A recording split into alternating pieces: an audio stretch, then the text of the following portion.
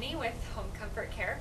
Today we are going to talk about maintaining and cleaning your vacuums. As you can see, there's lots of different types of vacuums, all the way from the uprights, bagless, down to the canister type with bags. So there's obviously all different types of vacuums, but kind of maintaining and cleaning a vacuum should be kind of similar between each vacuum. One thing to look for when you're cleaning a vacuum is this time schedule of cleaning your vacuum. It can be as often as once a month for a regular home, a regular client, all the way to in between every single clean for a company like ours, to every hour depending on how big the job is. So the first thing we look for is obviously your canister and how full it gets. And to make sure that every, several vacuums, especially with these canisters, they fill up faster than you think, is to make sure you don't go too high or it starts getting into your filters.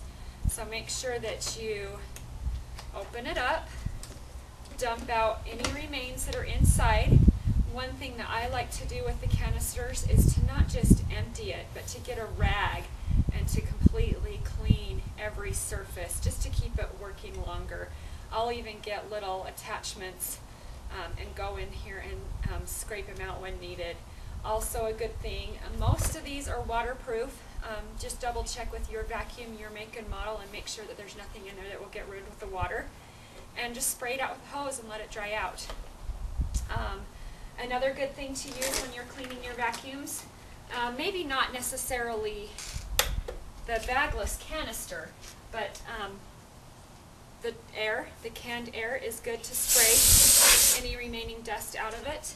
Of course, the more that you maintain your vacuum, the longer it will last, and the better it will be for your home and cleaning your home and doing a better job of getting it vacuumed properly.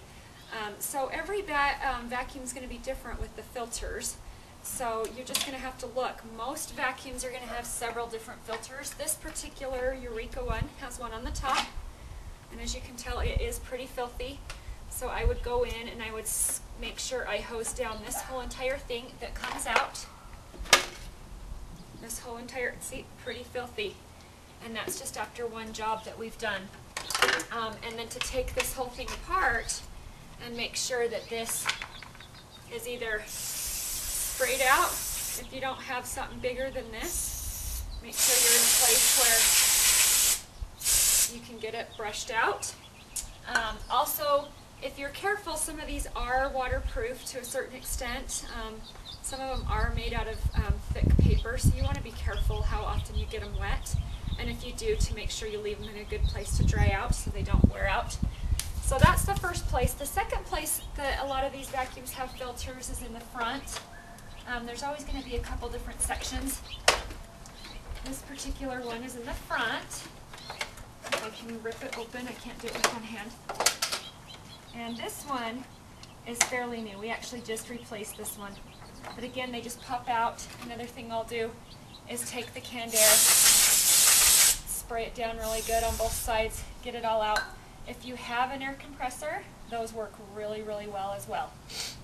So then if they do get wet, if I wash them in the water, I will make sure that, again, I dry them over the heater, in the sun, someplace that it's going to dry out all the way before I put it back. Otherwise, your filter's not going to work very well.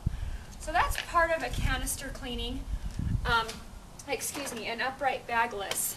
Bagless is great. It reduces the cost of replacing the bags, but you do have to make sure that you replace it on a regular basis. So that's that.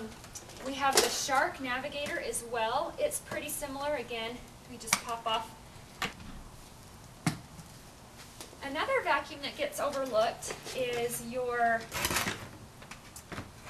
shop vac. Again, it also has a filter in it that needs to be replaced on occasion. Again, I empty it out. I make sure that the filter gets sprayed out and or replaced after every job or once a month, things like that, depending on how often you're using your shop vac. But the more you maintain it, the less likely it is that you'll have dust all throughout your house when you're doing a particular job.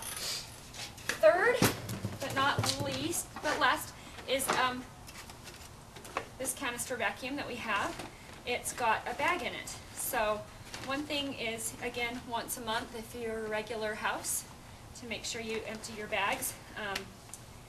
If it's a big job, once an hour, or if the cleaners that we have, I say in between every job for sure.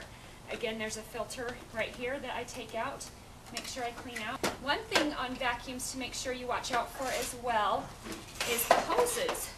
Make sure that they get wiped out, sprayed out with a hose every so often as well. It's good to make sure that the inside isn't getting clogged up with debris or things around the hoses that get stuck in there.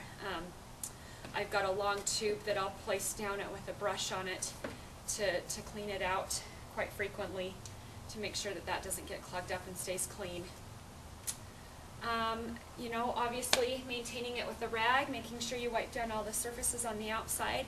That's just one good tip on keeping your carpets and your house a little bit less dusty, keeping the carpets cleaner, your vacuums are maintained better, and you're going to have a better experience with your vacuum. And your vacuum should last a lot longer if you just take the time to make sure that you clean it as needed.